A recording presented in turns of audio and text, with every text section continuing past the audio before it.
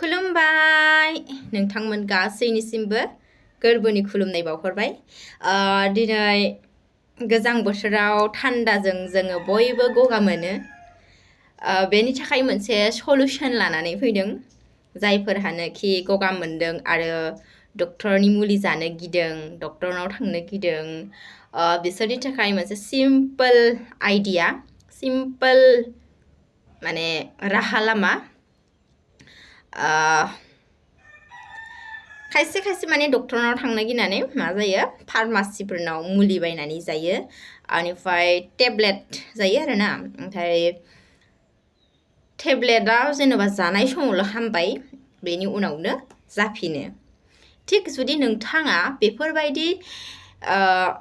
थासारिजों भुगिनानै दङब्ला आंनि सिम्पल आइडियाखौ नोंसोरो बाहायनो हागोन बेनो जाबाय मौ बिदै बियो पतन्जलिनिफ्राय बायनाय मौ बिदै दामा बारा नङा 110 रां 110 रां लादोंमोन बियो पतन्जलियाव बायनाय जोबोद मोजां आंबो नभेम्बर दानसे गगा मोननायजों भुगिदोंमोन बेनिफ्राय आंबो टेब्लेटफोर जादोंमोनब्लाबो मोजां मोनाखैमोन जाखांनायनि उनावनो जानाय समाव मोजां मोनबाय सानसे बेनि उनाव ग्रोब जाफिनदोंमोन थिग बिदिनो खर' सायोमोन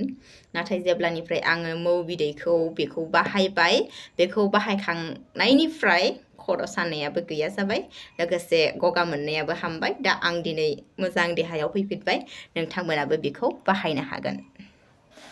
गोजोन्थों